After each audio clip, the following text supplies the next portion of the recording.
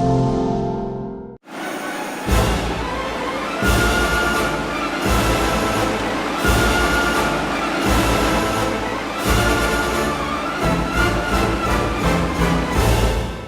is it a busy roundup today. That's rhetorical, by the way. It is a busy roundup with a little bit of everything for you, and it all begins with a question. Is insulting rival areas of the country part of football's noble tradition, or something darker? Well, this follows the news that after their fans chanted rude songs about Neapolitans, Milan must play their next game behind closed doors. It's a red and black card, as Gazzetta reports. Now, anyone who's been to a game in Italy will know that sfottò, insults about other regions, usually Naples, are a long-standing tradition there, perhaps not surprising in a country where regional loyalties are so strong. But backed by UEFA, the Italian FA is now coming down hard on what they term regional discrimination. The judge warning in Milan's case, indeed, that this was a minimum sentence and much worse, even points deductions could follow. Well, the ultras all over Italy are having none of it. They're joining ranks against this latest challenge to their fundamental human right to hate each other. It's the pact of the ultras. Last weekend, indeed, in Naples, there were surreal scenes as Napoli's own ultras actually chanted songs against themselves and then unveiled an anti-Napoli banner accompanied with the message, "Now ban us too."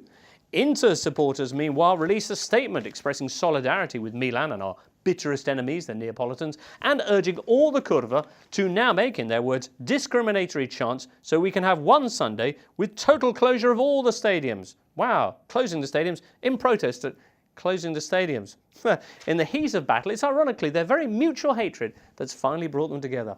There's your movie. Well, headlines galore, as you can imagine, at this threat from the ultras. Here's Il Romanista. Roma's paper, closed.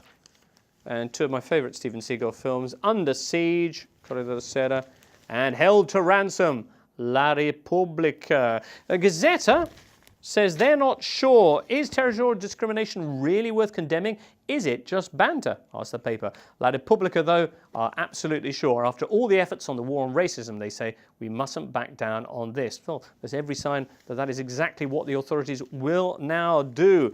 It's all change on the stadiums, Gazzetta reporting on Wednesday, predicting a reduction of the ban in Milan's case from the whole stadium to just the offending area of the ground, which, ironically, is actually regional discrimination.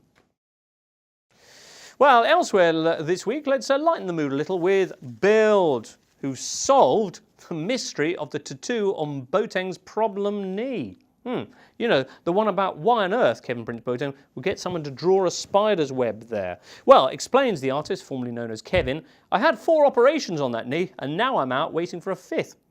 Surely a zip would have been more practical. So, says Kevin, I put a tattoo on it of a spider's web because it's symbolic. Even if you brush it away, it keeps coming back. Well, you could put Gary Megson on it. Elsewhere, meanwhile, in the Bundesliga, German paper Bild surely merits some kind of UEFA ban of their own for their frankly hairist reporting of Nuremberg's interest in London Transport's most famous customer, Christian Gross. Headline here, I kid you not, Nuremberg go for Swiss Baldy. Says the paper, they're following the equation less hair equals more points. Having lost 5-0 last weekend, the club are in the market for a new manager, and says the paper, the players are expecting the arrival of the man from Zurich with the bald head. Yeah, we get the picture. Well, can Nuremberg rally under him? He hasn't actually signed yet, but it certainly would be ironic if he, of all people, was the man to stop them going down the tubes. Elsewhere, a little bit of transfer news. Tuttosport say Juve are making a move for Nemanja Vidic. Could be Veni Vidic then. And Sport in Spain think that Barcelona are ready to spirit Thibaut Courtois away from Mourinho's clutches. Courtois, of course, the Atletico keeper whose rights are owned by Chelsea and have been for some time.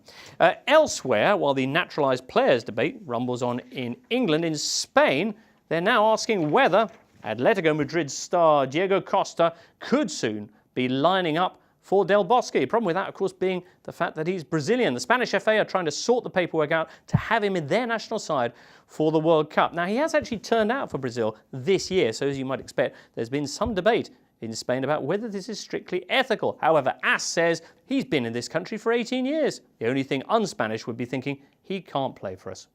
Well, of course, with Diego Costa banging them in, Atletico are actually on top of the Spanish table. Indeed, a marker even calling them candidates, real contenders for the Spanish title. By contrast, across town at Real Madrid, it's been one negative story after another this week. The fact, for example, that they're 541 million euros in debt. Knives are also being sharpened too for nicest man in football, Carlo Ancelotti. Problem for him is the size of his staff, if you'll excuse the expression. 17 people, indeed, in his coaching entourage. As one paper put it, he's got more assistants than he's got points, which is almost true. It's actually 17 to 19. But it's who, rather than how many, that is, if Carlo will pardon me, raising eyebrows. Ancelotti, having previously hired his own son at Real Madrid, has now also given a job to his daughter's fiancé as a dietitian, the second one he's hired. Not sure they're pulling their weight. Well, you might think it's a typical story for an international week, and certainly a win for Carlo next time out in the Classico, and it'll all be swiftly forgotten. Still, 17. I've not seen an Italian have that many people on his staff since Rocco Siffredi.